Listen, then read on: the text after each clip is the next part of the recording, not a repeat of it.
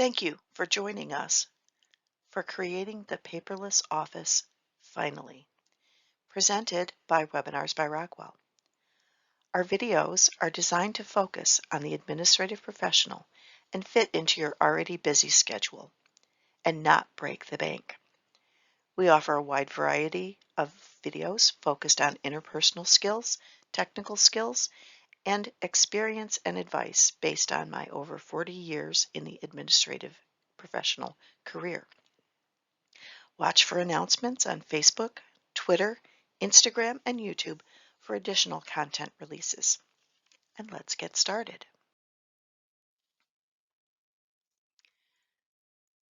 The COVID lockdown pushed us to learn to work remotely. We learned we didn't need to print everything. We learned new tools, and we learned how to delve deeper into known tools. Paul Ma, M-A-H, is a tech blogger who was formerly an IT professional. These days, he spends his time dissecting various tech news and developments at techblogger.io. According to Paul, half a century after marketers coined the term paperless office, the concept largely remains a myth. Today's businesses probably can't go completely paperless, but these 14 tips will at least help them stop wasting paper and start improving productivity. The paperless office, coined as a marketing slogan in the early days of the IBM computer, has not yet arrived. Despite anecdotal evidence that the use of paper may finally be on the downtrend. For proof, just step into any office or small business. At a time when almost every employee has access to a computer terminal, and when mobile devices with pixel densities indistinguishable from that of print media are now commonplace, it's strange that more hasn't been done to reduce the usage of paper.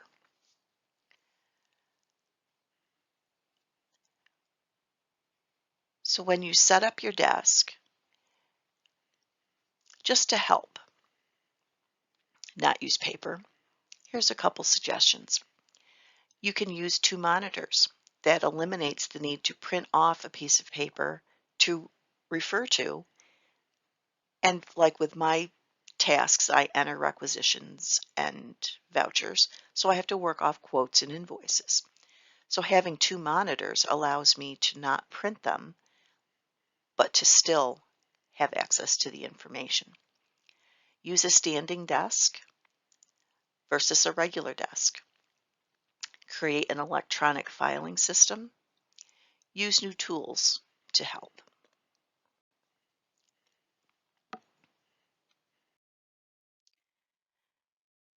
There are strategies to begin on your process to reduce the paper used in your office.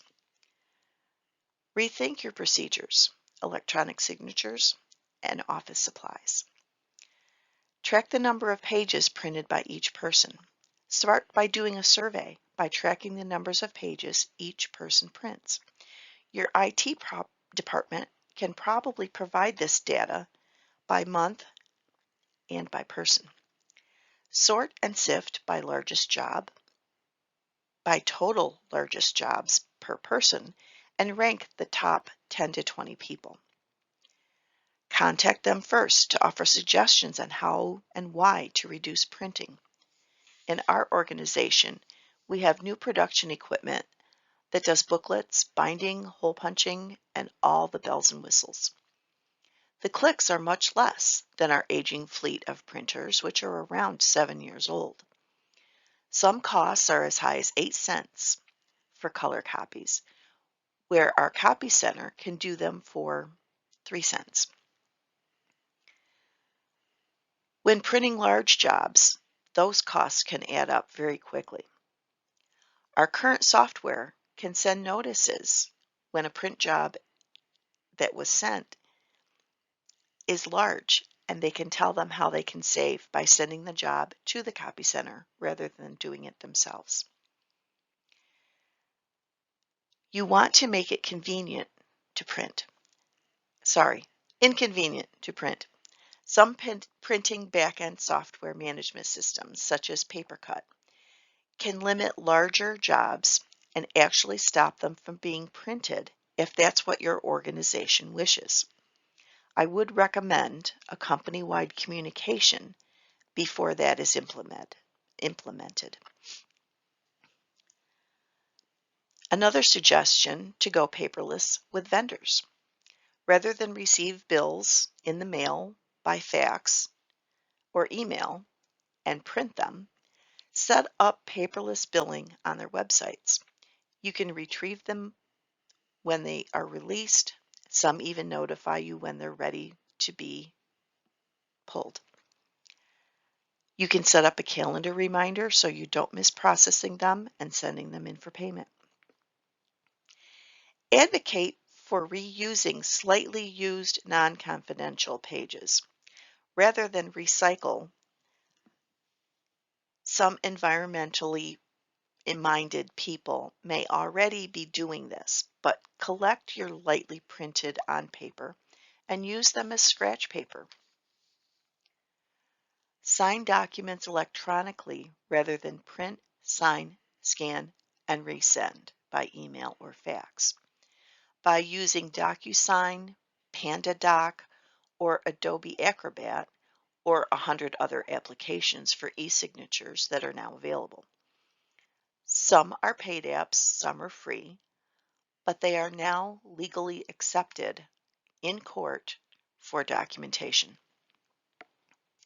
Stop using faxes. Our admissions office is one of the few offices on campus that still uses faxes in any great way. Basically, from public school guidance counselors and our admissions staff while traveling. Most other offices no longer need their fax numbers. We switched over to faxes on printers when they were new, which was 7 years ago. So the need has greatly diminished with all the emailing that's going on. Also, some systems will accept faxes through email. I think you need a special card added to your computer to do so, but it is possible. That eliminates the automatic printing of a fax, which was usually a sales promotion or a scam anyway. A multi-monitor setup. I have two 24-inch monitors on my desk, currently set at 125% zoom, so I can edit properly. I do have some vision issues and have been wearing bifocals for close to 25 years. When viewing a Word document, I always use the page width icon at the top of the page, which you have to add yourself, so the document fits the entire screen left to right. You can turn some monitors sideways and use them in portrait mode. I've seen that done in many doctors' offices. So if you edit or create a lot of Word documents that are long, the entire page will fit on the screen rather than half or 2/3 of the page. With larger documents, it's very easy to lose your place when scrolling up or down while editing. Having 2 or even 3 screens, I will use my laptop on the dock sometimes to refer to instead of printing a page. Our computers now recognize multiple monitor setups and can be programmed to the order in which you want to use them. For example, my left side monitor is where I keep email open all day. My mouse moves from left to right for my second monitor, where I keep our company SharePoint portal site open with my financials at my fingertips. I also use that for my music streaming, which is usually YouTube or Spotify, and to quick check the Yahoo News page throughout the day. Over lunch, I'll look at Facebook and Google for research purposes. It did take me a while to get used to having 2 monitors, and it's becoming the norm rather than just one monitor for our IT department setup of a new office. Get your subscriptions electronically. If your company has newspaper or magazine subscriptions, get the electronic copy rather than a hard copy. Many magazines no longer print hard copies. We actually use a hybrid approach, having about a dozen copies of the local newspaper delivered each day, and they are just free for whoever wants it. But that's down from about 50 that we used to have. The access to the e-copy has been shared and is easily accessible to anyone's computer. Set up printers for duplex by default. Your IT department can program all your copiers to duplex by default. It may be frustrating if you do need to print a single-sided sheet like for a contract, but a quick change in the settings will allow you to do that if it's needed. Also ask if they can default your color to just black and white. Some people are unaware of the extra cost color prints are. On our contract, some devices cost as much as 8 cents, as I mentioned earlier, per copy for color. And a regular grayscale is about half a penny. We do charge back departments that use copies and prints each month. We uptick the price to cover maintenance and the cost of paper. Another idea is to scan documents on your phone. Your smartphone has the capability of downloading scanning apps, and many are free. If you have Microsoft, you probably have the Office 365 suite that you can use your email logon for work and get the app on your phone. The whole suite is available, Word, Excel, PowerPoint, as a bundle. Adobe Acrobat Reader is also available, along with many others that convert OCR text without separate hardware. As Paul says, successfully reducing the use of paper isn't a one-time event. It's a series of continuous efforts to move away from paper and establish a culture that frowns on waste. Re-architecting business processes to reduce paper usage is an unavoidable activity, but adopting the right tools can go a long way towards creating an environment to support the paperless office. Ultimately, businesses shouldn't stop at eliminating paper, but should push for greater digitization in order to reap its full benefits.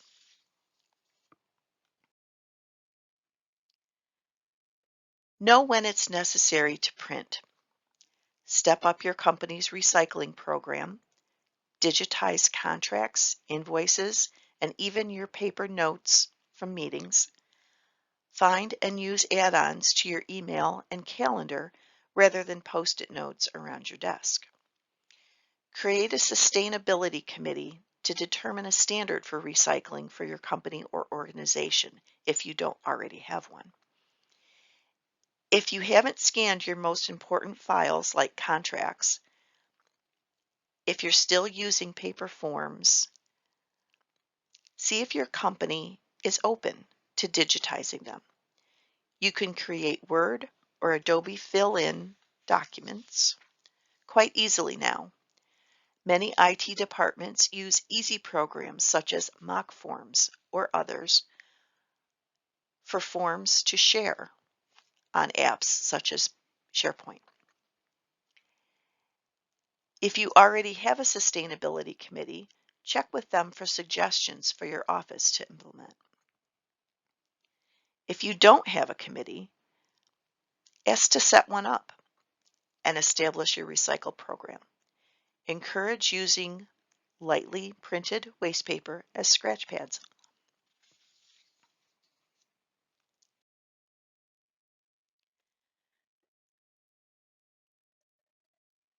Security risks. Evaluate existing workflows. Save costs by using cloud storage rather than filing cabinets. Copy clicks are costly, especially when your devices age. Data recovery costs from hacking and ransomware. In my case, when we moved to working from home, we eliminated the need for paper documents for invoicing and vouchers. Up until March 2020, we were printing approved vouchers, attaching the invoices, and sending them to our purchasing department for processing for payment. When we worked remotely, we started emailing them instead. Purchasing still printed them because we need to keep records for at least 3 years for these types of transactions. However, the back-end approval and review process can all be done electronically. They are still using hard copies to be transmitted to the business office for a check run each week. When the copy of the check is stapled to the top of the document and filed away until the end of the year, the accounting process may be the last holdout as we all move to paperless offices. And some of that need is a multitude of people that have to handle the paperwork before it's completed. And some may be linked to the regulatory requirements and records retention policies already in place. In the same vein, it's going to be difficult for restaurants to do paperless because of credit card transactions and things like that.